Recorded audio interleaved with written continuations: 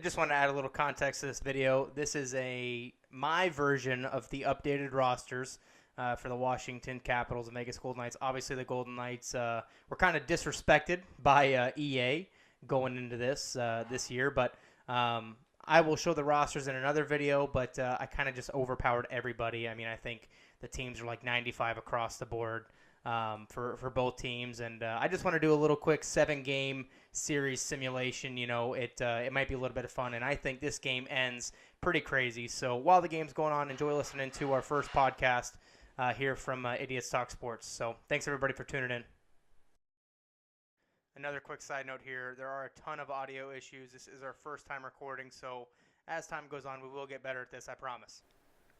Hey, how's it going, hockey fans? Welcome to the Idiots Talk Sports podcast. My name is Keegan, and I'm joined by Eric. And today we're going to be breaking down Game 1 of the Stanley Cup Final here. Eric, what do you think about this Vegas Golden Knights team? Well, I just got to say, first off, that what a finals this is going to be. It's two teams that if you had told anybody at the start of the season they were going to be in the Stanley Cup Finals, they would have laughed at you. Oh, I mean, and 100%. It's more believable for Washington, I think. They've had the talent for quite a few seasons. Ovechkin, I think the difference this year between the previous years is the hunger level of the team, but especially Alex Ovechkin. It looks like Ovechkin has turned into the leader that, and I'm not going to compare him to a Crosby, but when you really break down the Crosby versus Ovechkin dynamic they've had over the past few years, Crosby's always been the leader. He's brought that team, put it on his shoulders, and Ovechkin was the point guy. And that's something that you can just tell Sidney Crosby takes a lot of pride in. He wants to be that guy. That's why he's out there. He's there to lead his team. Like, I'm sure, these guys, they don't care about the individual awards, and somebody like Sidney Crosby is there to win championships. He's there to be the leader. He's doing what he's supposed to do. And I think we're starting to see that, especially now with Alexander Ovechkin. It's a great point, and I was watching some videos of Ovechkin when he was younger. And he was talking about how he was happy to win the Rocket Richard and happy to win the Art Ross and these things. And it's like, I just don't think you can be satisfied. If you look at Connor McDavid when he's accepting these awards today, he doesn't look happy about it. Right. Because he's playing golf. You know what I mean? He's not playing when he wants to be playing right now. And if you look at Ovechkin and the joy on this guy's face when they're winning, when he's scoring these goals, it's kind of scary, to be honest, because he's having fun out there. And you see the joy when his teammates are scoring goals. He's not, I think in years past, like, sure, all these guys are team players. We're not saying Alex Ovechkin's not a team guy. He has been for a long time. But I think he's just taking it up a notch. He has that big, ear-to-ear grin when his teammates are making good plays and his teammates are scoring goals. He's always had that when he's scoring goals, but, you just see it with every time he's on the ice, especially with his teammates now, he wants to win. He wants his teammates to do good. He's ready. He's there. I go back to a little clip from the Game 7 against Tampa Bay Lightning, and you see Ovechkin look at Burakovsky. I think it was after his first goal or maybe his second goal, and the look is like a proud father to his son. You know what I mean? And Ovechkin was so pumped up for his team, and I think that's the big difference in this Capitals team is they're more of a team than they've ever been. And to watch these guys and how much fun they're having. I mean, but it's not unlike Vegas, who, this is a team that nobody, even themselves, they'll tell you it wasn't until December that they really even thought, hey, we have a chance of going anywhere, doing something with this. And these guys are out there having fun too. Well, and these guys, their motto and what they're, at least this is what, Marc-Andre Fleury was talking about. They're going game by game, as you should. They're not looking in the future, at all. They're just looking to go game by game in the moment, playing great hockey, making great plays, and they're showing it. It's so reflective in how many games they've played. They've played 15, I think, or 16 games. Right. And to be in the finals with 15 games played is this is a rested team. This is a team that never let a 2-game lead in a series maybe make them a little complacent. I think the San Jose Sharks series is the only series that they didn't, close out 3 or 4 in a row. Sure. And the Sharks were, a phenomenal team. Playing great hockey. Winnipeg, phenomenal team. Yeah. And I think the Sharks were a little banged up in that series. You had a couple of injury reports. Well, and let's say Vegas they get by LA. I think, people are kind of split down the middle whether they get past the Kings or not. That's going to be, I think a 7-game series is going to be decided by one goal, 6 out of those 7 games, 2 great goaltenders, which you have to have in playoff hockey. And Jonathan Quick put up the best series from a goaltender, I think, in playoff history. I mean, it wasn't maybe along those numbers, but he had like a 950 save percentage. Yeah, and he's one of those guys where his game just always seems to be elevated in the playoffs, which is a sign of, obviously, great goalie. And they just couldn't score. They just couldn't score on Marc-Andre. And like you said, I think every game was a 1 or 2 goal game. Yeah. And a super close series. But San Jose, I'll be honest, I was looking at the Vegas team. Every game, it didn't matter. Vegas was up 3-1, 3. I said, I don't know how they're going to get past San Jose. Well, it's like, so they get past LA. It's like, okay, this team's for real, and then they get to play San Jose, and it's like, man, San Jose, hot team. They got Evander Kane. He's coming into his own. He's playing really great over there on the West Coast for them. And, I think I agree with you. I think we were all expecting San Jose, take them out in 5 or 6 games, maybe go to 7. And the way, when you look back at it, the way they dispatched of the Sharks was unexpected. Right. Going into the final game, I was still thinking, San Jose's going to win this, and they just didn't. I mean, Vegas found a way to lock every game down defensively, play responsible hockey at all points. And after, I think the first game was 7-0 Vegas. Yep. I remember watching that game. I watched the first period. I turned it. It was like 5-0. Mm-hmm. The way that they were just scoring over and over and over again, it looked like San Jose wasn't prepared. But they came back. They battled back, and but that Vegas team, I mean, they're such a team, and I think this has been parroted from a lot of major talk shows and things like that. Nobody's making $10 million in that room. No. Nobody's making big money. They're all on the same, not only pay scale, but they're on the same level in terms of what their belief is and in their systems and in their coach. Well, and to kind of echo off that, I mean, do you feel that another reason why they're playing such, great hockey and have been all year is because they don't have that pressure? They're a brand new team, a new group of guys. Nobody's making a ton of money. There's just not. I mean, obviously, you're a professional athlete. There's always going to be that pressure, but they're just nothing was really on their shoulders per se. It's a great point, and I think their pressure has a huge thing to do with it. I believe. You look at the underdog story and teams that are playing for nothing. You look at what the Colorado Avalanche almost did to the Nashville Predators. I mean, that series as it closed out wasn't really all that close, but they won a few games in there. Yeah. And it's amazing what a team with the right attitude. It's not only pressure, it's attitude. They're going into each game, like you said, taking it one game at a time, and they don't care what happened last game. Yep. They don't care if they got shut down. They don't care if they blew you out. They're going to come and play the same hockey, the same consistent guys. And you look at their top 3 forwards, and that's as good as any first line in the game. And I think I really think that William Karlsson, Marchessault, and Smith.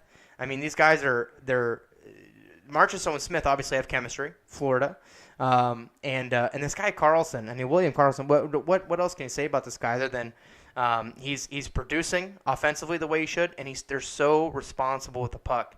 They don't turn over. They back check harder than any team in the league, and it's really scary to see. And by the way, we haven't even talked about what they did to Winnipeg. Well, I was just getting ready to get into that. Okay, so. Now they've just made it past San Jose, which is like, wow, this team is for real. But even with that being said, now they come against a Winnipeg Jets team that's playing great hockey. Again, you have to make it to that, the conference finals. One of the best forward groups in hockey, by the way. And I mean, you look at that team, look at the Winnipeg team. Vegas is not supposed to beat that team. That's no. I mean, I don't think they were.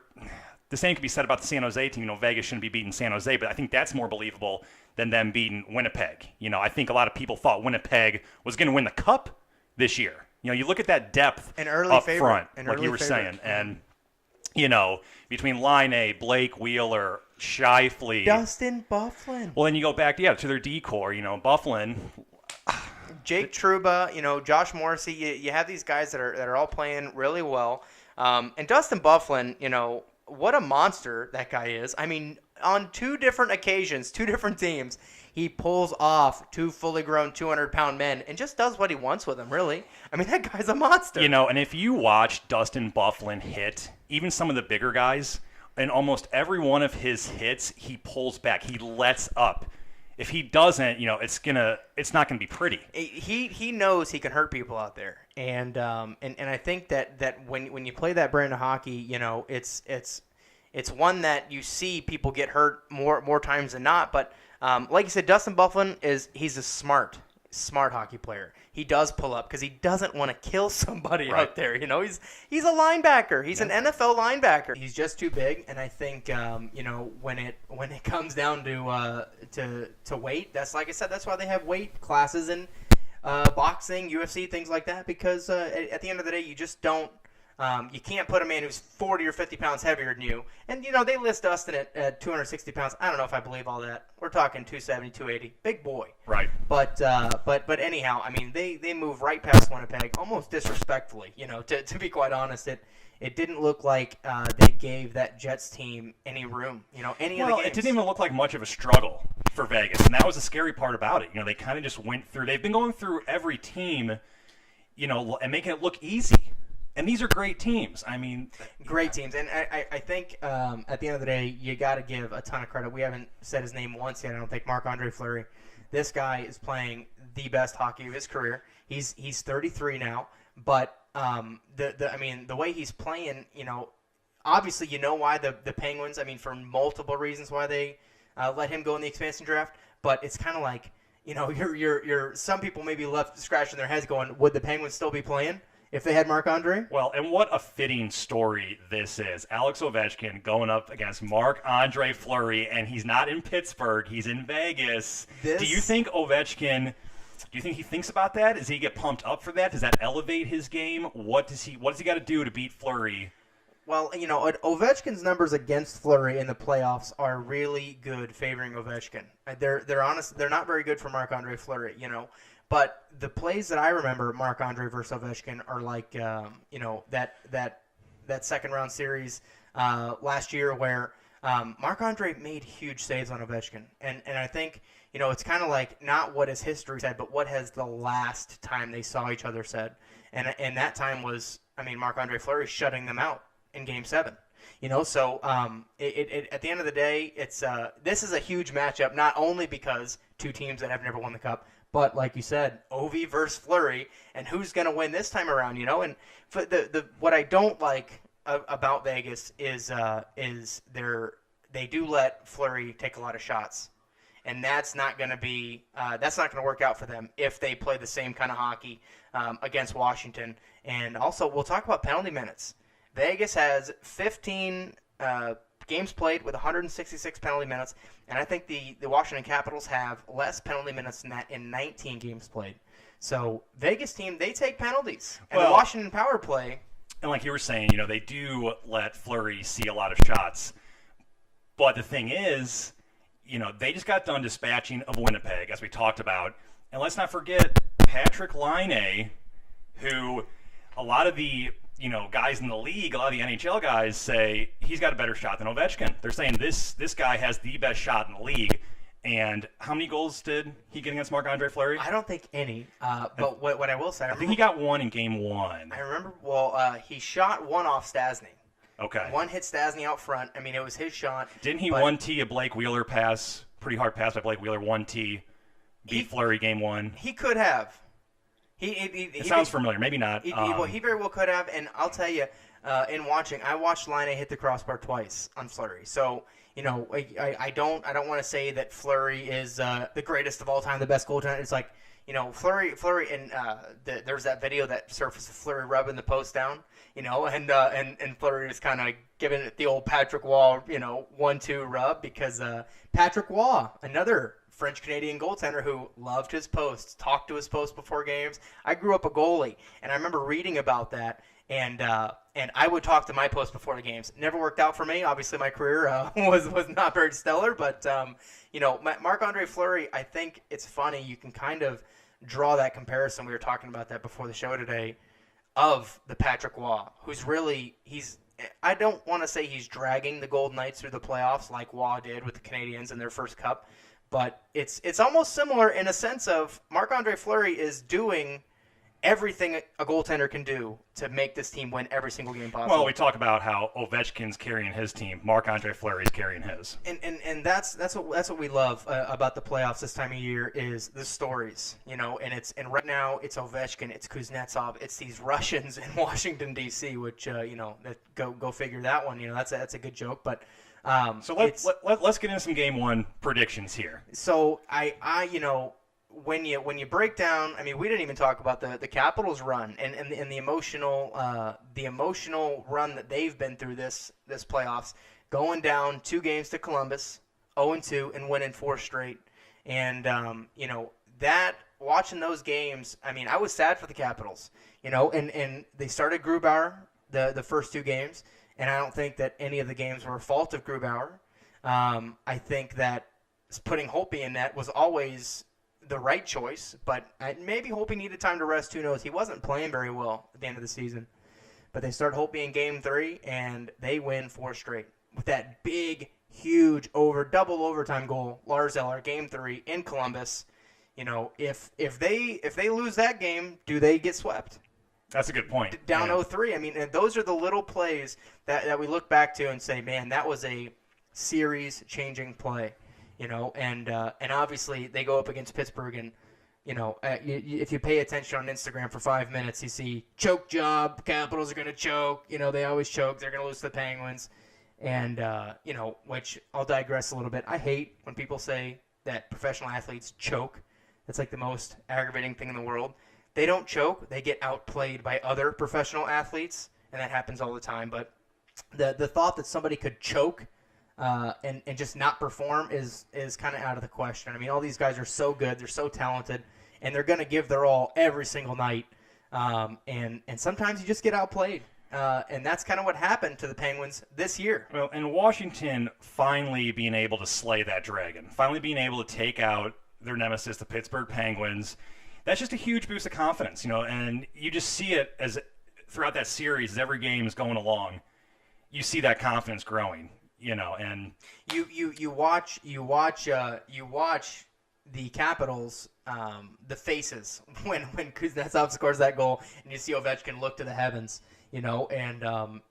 and just breathe that sigh of relief. You gotta love that Selly. Koozy's flapping his wings. Some people don't like the bird. I love the bird. I mean, I thought it was fitting. I liked it. It's one of those things. But watching that team celebrate that, and then go into Tampa against a really good arrested Tampa Bay Lightning team, and beat the first 2 games took them handily.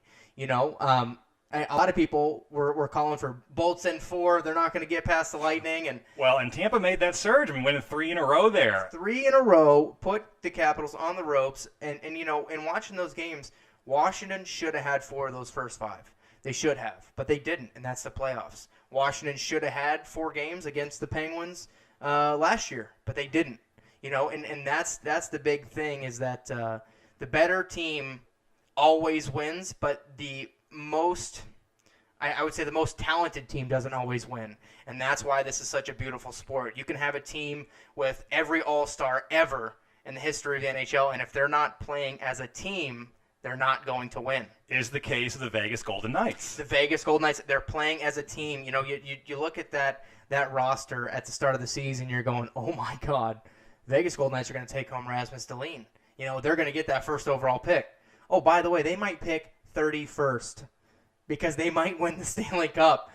So to think about something like that is just kind of mind-boggling. But they've all bought in.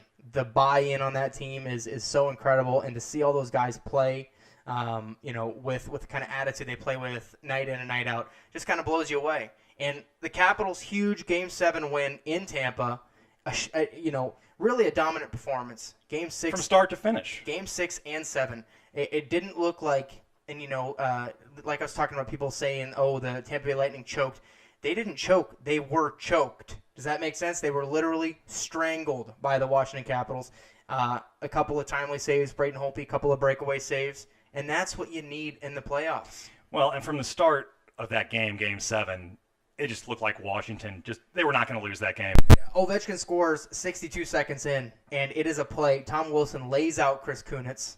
Destroys him, takes the puck, drops the pass back for Kuznetsov, right over to Ovechkin, and we've seen that play out 100 times. Ovechkin's going to bury that one. And a minute in, you can't let that goal in, and, But Andrei Vasilevsky is incredibly talented. Young kid. He's going to be fine. This whole Tampa Bay Lightning team is going to be fine. They've got Stamkos signed to $8.5 million. He could have, we got to think, a couple seasons ago, he probably could have fetched 11, 10, at least $10 million from who knows, whoever else wanted to pay the guy.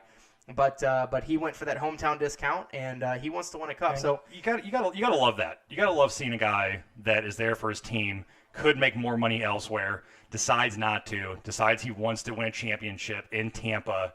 That's great for the team. It's great for Tampa's GM. For the fans, it's great to see for the sport. To digress a little bit, you look at a contract like Connor McDavid's, and I believe he's worth $100 million a year, quite frankly. But when he's making 12.5, and Leon Draisaitl's making, I think, 9.5, you've got $20-something million in two players. You add Milan Lucic to that, and you've got almost $30 million in three players. And that is not a way to win. I think this may be his first year of money here for Connor McDavid, and it's going to be tough for this team to put together a roster. But we'll not get into that today. It's all Washington Capitals, all Vegas Golden Knights. Game 1 predictions, Keegan. Okay, kick it off.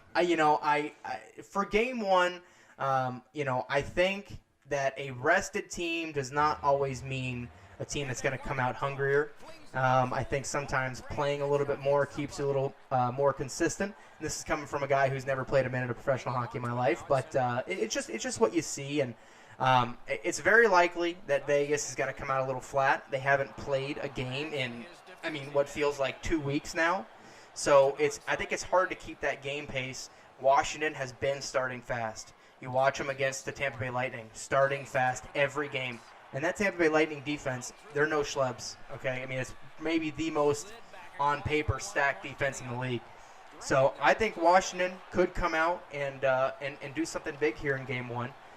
But at the same time, I don't believe that Game 1, every game's huge in the playoffs, but this one could go either way. My prediction, if I had to stick to one, is going to be Washington takes this one and pretty convinced. I think they're going to come out and score 2 or 3 goals in the first period. Vegas is going to battle back, and this is going to be a tight Game 1 because Vegas is going to wake up. That monster's going to wake up, and they're going to be there. They're going to play responsible. But I see this being a 4-3 Washington Capitals Game 1. And this is just where I got to disagree with you a little bit. You talk about Vegas, that you think they're going to come out flat. I disagree because now we've seen this is a Vegas team that has had these rests. They've finished off all their opponents in a timely fashion, and they've had these rests, and they've come out great in every series. You make a great point, it's one of those things you never know. But Vegas is so good. I have doubted Vegas every minute from the start, every game, every series, and who knows? Anything is possible here in Game 1. What's your final score prediction here? I'm gonna say Washington gets it done tonight. I'm gonna say it's a 3-2 game. 3-2 game, Washington. And I hate for us both to hop on the Capitals bandwagon here, but this is a team that's playing with more emotions than we've ever seen them play. It's a team that's playing with conviction, and both of these teams are bought in. And I think at the end of the day, as a hockey fan, you've got to enjoy this one. This is. I don't care if your team's not in it. I don't care if your team was out of it in December. You have to look at this and say this is exciting hockey. Two teams that have never won it, and two teams that are going to be super hungry for something like this. Either way, you have to be happy with this outcome if you're a hockey fan. It's great to see both these teams in the finals. It's going to be a great series. Who is your star of Game number 1? You can't go against Alex Ovechkin. I know it's an obvious pick, but he's just proven so much, and I think he's going to continue to do so. And I think we're going to see it in every single game of this series.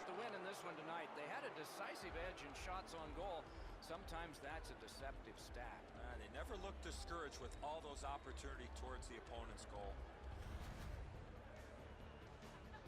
Terrific contest. Two teams gave their very best. See you next time.